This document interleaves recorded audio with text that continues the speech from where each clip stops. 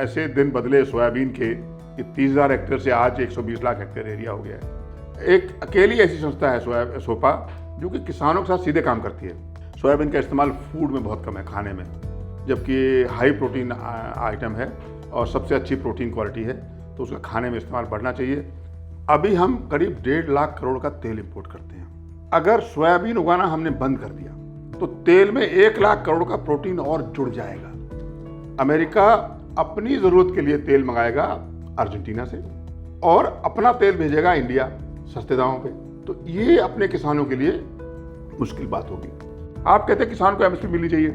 Calculator लेके जब मैं बैठता हूँ तो मुझे लगता है कि इस सोयाबीन मील के और तेल के दाम पे किसान को एमएसपी नहीं मिल सकती। एमएसपी कैसे मिले उसका फॉर्मूला बनाइए कि ड्यूटी इतनी रहेगी कि सोयाबीन के भाव प्लस तेल प्लस मील मिला के एमएसपी मिलेगी सरकार को। आप मुझे एक गांव दे दीजिए, इसमें सोयाबीन की खेती करो, मैं 2 टन प्रति हेक्टेयर उगा के दिखाऊंगा उसमें। अगर ऐसा हो जाए तो किसान का खेत, किसान का सोयाबीन खरीदूंगा, मैं 2 टन उगा के दिखाऊंगा। चैलेंज कर रहा हूं।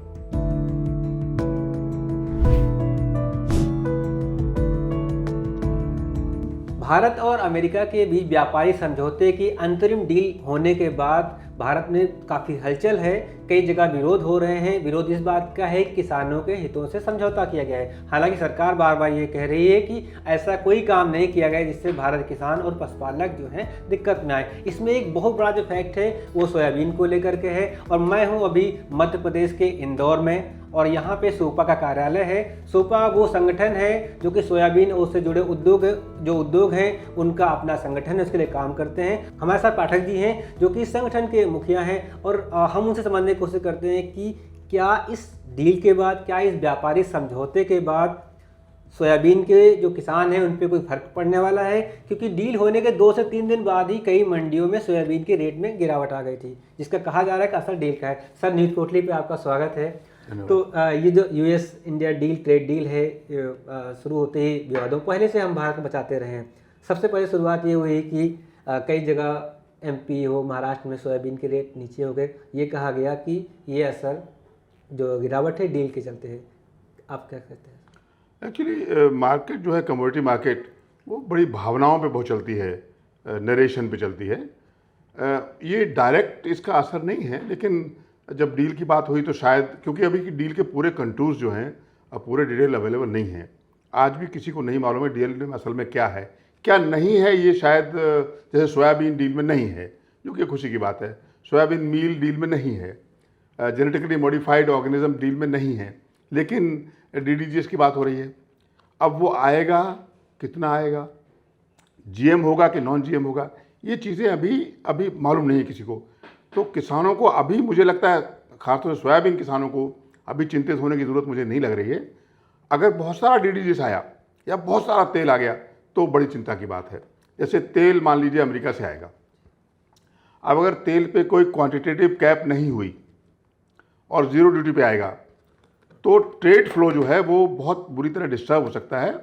अमेरिका अपनी ज़रूरत के लिए तेल मंगाएगा अर्जेंटीना से, पास में है, और अपना तेल भेजेगा इंडिया सस्ते दामों पे।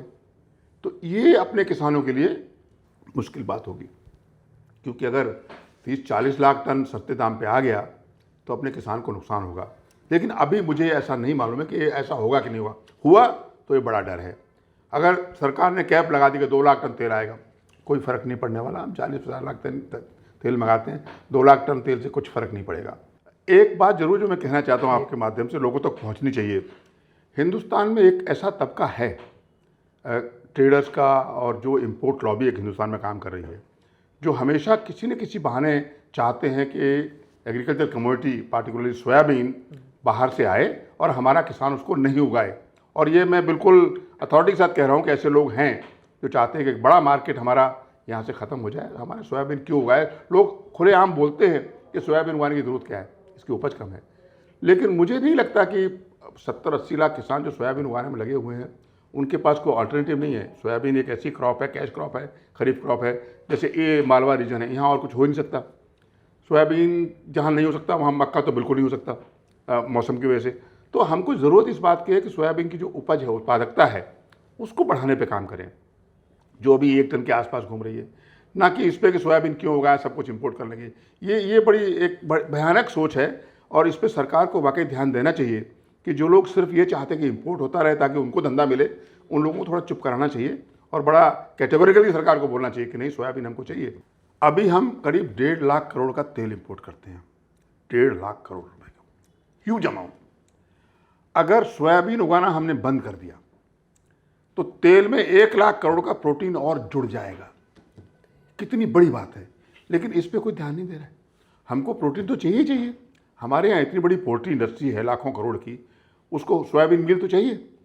अगर हम सोयाबीन नहीं उगाएंगे तो बाहर से आएगा, जो कि लोग चाहते हैं। तो 1.5 लाख करोड़ का तेल और 1 लाख करोड़ की सोयाबीन मिल और मंगा लीजिए बाहर से। तो ये जो नैरेटिव है, इसको रोकना चाहिए और सोयाबीन इंडस्ट्री को बढ़ावा देना चाहिए। सोयाबीन के किसान की उपज कैसे बढ़े, उस पर काम करना चाहिए, जो कि शायद सरकार सोच रही है, हम लोग भी सोचते रहते हैं। हालांकि अभी तक बहुत सारी सफलता इसमें नहीं मिली है, देयर आर रीजंस, लेकिन सोयाबीन की उपज को बढ़ावा देना चाहिए, किसान को उससे फ़ायदा होगा।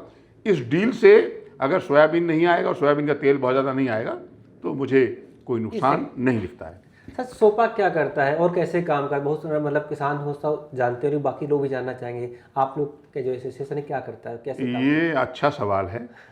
सोपा बनाई थी 5-6 लोगों ने मिलकर 1979 में।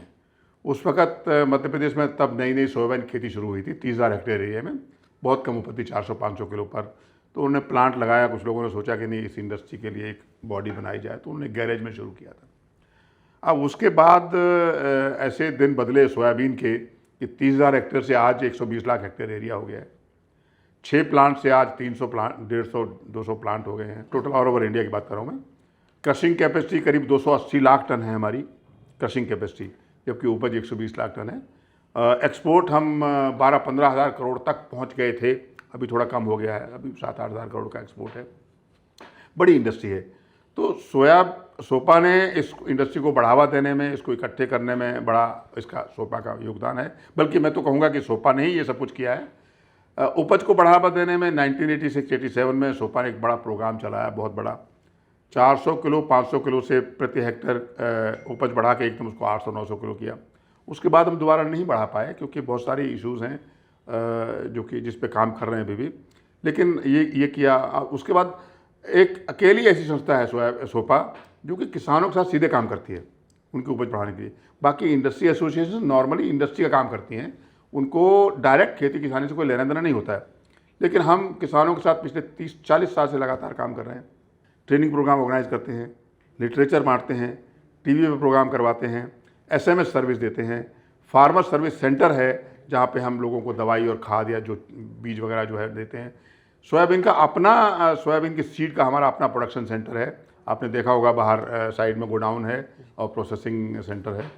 तो हम किसानों के साथ डायरेक्टली जुड़े हुए हैं उनको, ताकि उनका उत्पादन बढ़े, ये हमारा काम है। सरकार के साथ मिलकर हम बहुत सारा काम करते हैं, तो इंडस्ट्री के लिए काम करते हैं।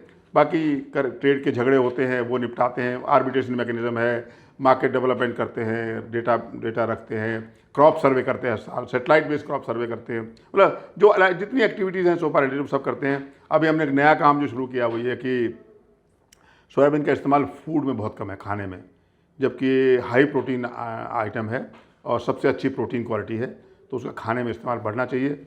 अगर वो बढ़ेगा तो किसान की इनकम बढ़ेगी, क्योंकि वैल्यू एडिशन होनी चाहिए।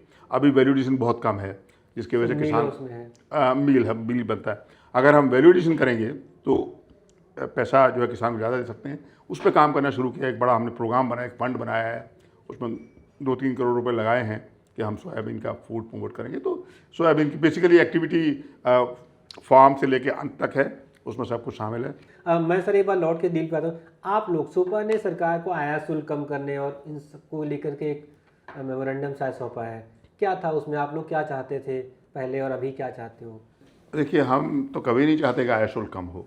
हमें लगता है कि सरकार की ये जो नीति है कि हमको कंज्यूमर की प्राइस कम करनी है, बहुत अच्छी नीति है, लेकिन कितनी कम करनी है?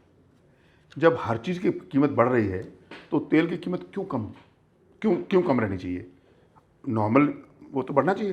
तो हम तो सरकार से ये कहते हैं कि आप एक देख लीजिए कि मिनिमम तेल की कीमत इतनी होनी चाहिए, इससे ज़्यादा होगी हम ड्यूटी कम कर देंगे, इससे कम होगी हम ड्यूटी बढ़ा देंगे। एक ग्रेडेड स्ट्रक्चर ड्यूटी का बना दिया जाए कि ड्यूटी अगर कीमत तेल की बहुत बढ़ गई तो कंज्यूमर को फ़र्क पड़ेगा, आप ड्यूटी कम कर दीजिए। अगर बहुत गिर गई तो किसान को फ़र्क पड़ेगा, आप ड्यूटी बढ़ा दीजिए। हम नहीं चाहते कि खाने पीने की चीज़ में, ख़ासतौर से तेल में, जो कि खाने का एक बड़ा एसेंशियल आइटम है, उसमें सरकार किसानों के हित को ध्यान में नहीं रखे। तो हम चाहते हैं कि ड्यूटी इतनी रहे कम से कम, जो किसान को एमएसपी तो मिलती रहे। अभी क्या हो रहा है, एमएसपी है अभी $620 कुछ, किसान को मिल रहे थे 4243 रुपये, 5328 रुपये एमएसपी है, किसान को मिलती 4200 रुपये, 43 रुपये। अब ये ऐसी विसंगति है जो कि इसलिए थी कि ड्यूटी तेल पे बहुत कम है, क्योंकि जब तेल की ड्यूटी बढ़ती है तो मिल का भाव बढ़ता है। तेल पे अगर तेल का भाव बढ़ेगा तो मिल का भाव घटेगा, उसकी डिमांड बढ़ेगी तो सोयाबीन का अच्छा दाम किसान को दे पाएंगे। तो हम तो नहीं चाहते, हम चाहते कि एक किसान और उपभोक्ता दोनों के हित को ध्यान में रखते हुए ड्यूटी स्ट्रक्चर होना चाहिए। मैंने कई लोगों से पूछा भी है ऐसा कि ऐसा कुछ रहता है कि सरकारें जो पॉलिसी बनाती है वो कहती तो है कि मैं किसान के लिए या इंडस्ट्री के लिए किसी के लिए काम करूँ, लेकिन उसकी क्या उसके ऊपर उपभोक्तावादी जो मतलब उपभोक्ता के नज़रिए से कहीं सेंटिमेंट का मामला है ना, प्याज सरकारें हमारे यहाँ प्याज से सरकारें बन बैठ गिर जाती हैं। तो ऐसा तो नहीं था कि वो सेंटिमेंट्स के ऊपर हावी रहता है सरकार के ऊपर कि मार्केट में ज़्यादा महंगाई ना आने पाए। सरकार जो है वो पॉलिसी सरकारी कंसिस्टेंट नहीं है, कोई लॉन्ग टर्म पॉलिसी सरकार की और पिछली सरकारों की भी नहीं थी। अगर होती तो हम आज इस दशा में नहीं होते कि 1,50,000 करोड़ का हमको तेल इंपोर्ट करना पड़ रहा है। अगर हमने 91, 92, 93, 95 में ऐसा सोचा होता कि हमको ये उत्पादन बढ़ाना ऑयल सीड्स का, तो हम इतना इंपोर्ट नहीं कर रहे होते।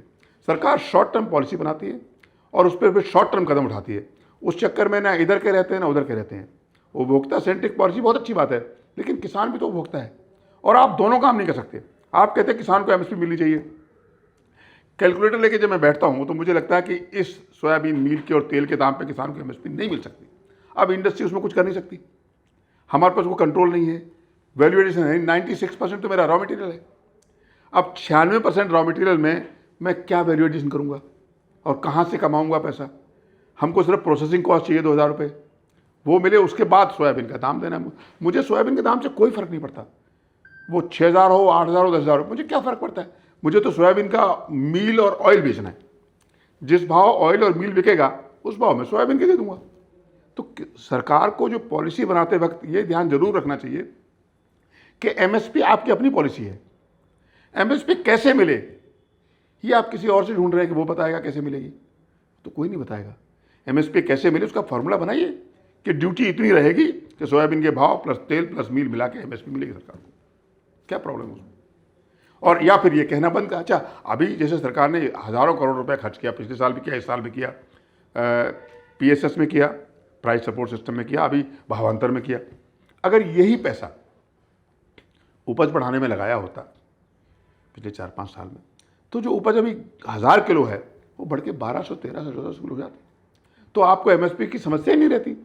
किसान अभी एक टन उगाता है तब एमएसपी 5328 रुपये है, अगर वो 1.5 टन उगाएगा तो 4,000 रुपये एमएसपी में काम चल जाएगा, क्योंकि किसान को पैसा भी ज़्यादा मिलेगा, 1.5 गुना।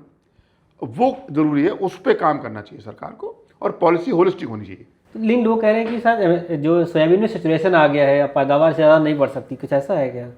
नहीं, ये गलत बात है बिल्कुल। पैदावार ज़्यादा नहीं बढ़ सकती, ये बात इसलिए भी गलत है कि ऐसे किसान हैं, महाराष्ट्र में है, मध्य प्रदेश में है, जिनकी उपज 2 टन है पर हेक्टेयर। अगर 2 टन एक किसान को मिल सकती है, 10 किसानों को मिल सकती है, तो बाकी 90 क्यों नहीं मिल सकती? मैं आपको ऐसे किसान दिखाता हूँ, बताता हूँ, जिनकी उपज 2 टन का 2.5 टन भी है। वो क्या कर रहे हैं? वो भी यहीं का बीज इस्तेमाल कर रहे हैं, यही टेक्नोलॉजी यूज़ कर रहे हैं, लेकिन वो अपनी खेती ढंग से करते हैं, तरीके से करते हैं, नया बीज इस्तेमाल करते हैं, उनको खाद सही डालते हैं, जो भी करना है मैनेजमेंट प्रैक्टिस उनकी सही है, तो 2 टन उनको मिलता है। सर कितना पोटेंशियल है भारत में सोयाबीन को लेकर के कि अभी कुछ राज्यों में हो रही है, क्या बाकी राज्य इसमें आ सकते हैं या फिर हमारे पास हमें ज़रूरत नहीं उतने की, ज़रूरत है तो फिर हमने अभी तक ट्राई क्यों नहीं किया? देखिए, सोयाबीन और राज्यों में हो सकती है, तमिलनाडु में हो सकती है, कर्नाटक में हो सकती है, तेलंगाना में हो रही है, गुजरात में हो रही है, राजस्थान में काफ़ी बड़ा स्कोप है। हमको हमारी क्रशिंग कैपेसिटी आगे अभी काफ़ी सारी है।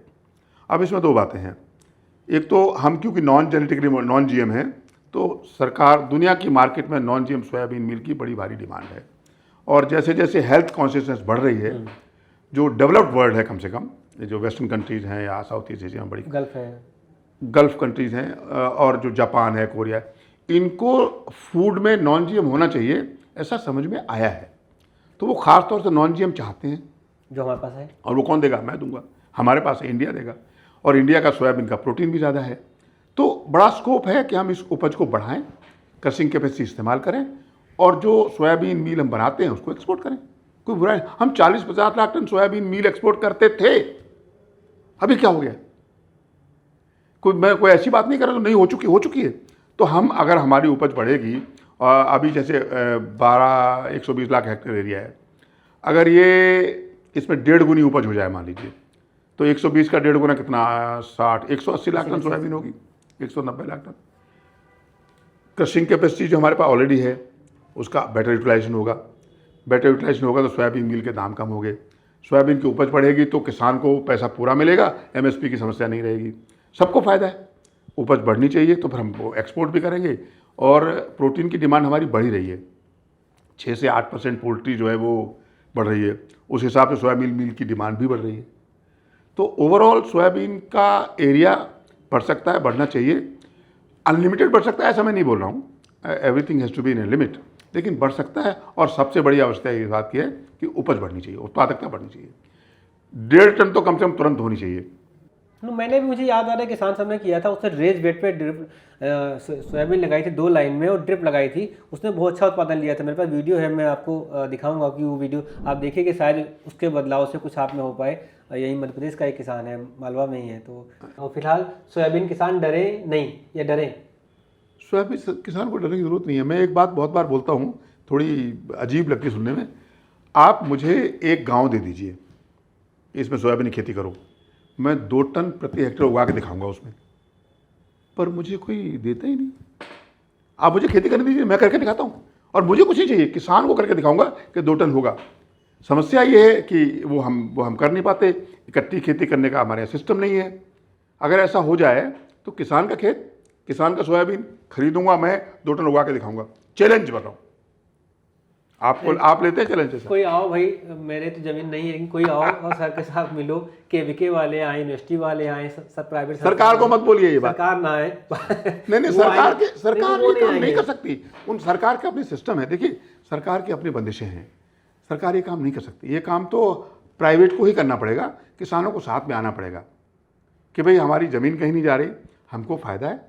उनको क्या करना है, जो 3-4 मैनेजमेंट प्रैक्टिसेस जैसे मैंने बताया, उनको अपनाएंगे, 2 टन की उपज आराम से हो जाएगी, कोई समस्या नहीं है। अपने फायदे के लिए करें। आप कुछ ट्रायल लगवाइए, हमको बताइए। न्यूज़ पोर्टली में हर महीने कुछ 20-25 मिलियन लोग आते हैं हर प्लेटफॉर्म से, तो मैं उन तक आपकी बात पहुंचाऊंगा, और संख्या बढ़ी पहुंचाए। न्यूज़ पोर्टली वाले किसी को बोलिए कि मेरे पास आए कि भाई मेरा गाँव ले लो, ये 10,000 हेक्टेयर एरिया में मेरे यहाँ खेती करके दिखाओ, आपके हिसाब से खेती करिए, सामान हमारा, माल हमारा, पैसा सब कुछ उनका, आमदनी उनकी, और 2 टन उगा के मैं दूंगा। तो खरीदार भी आप हैं? खरीदार मैं 100% मार्केट प्राइस पे, कोई समस्या नहीं। बहुत शुक्रिया सर, आपने हमें समय दिया, हमसे बात की, और कई सारे छोटे छोटे बिंदुओं को आपने प्रकाश डाला। साथियों, सर के साथ हमारी जो वार्ता है हमारे यूट्यूब चैनल पे देख ही रहे हैं। कोई सवाल है सोयाबीन को लेकर के, ट्रेड डील को लेकर के, हमने अलग अलग सेगमेंट में कुछ वीडियो किए हैं।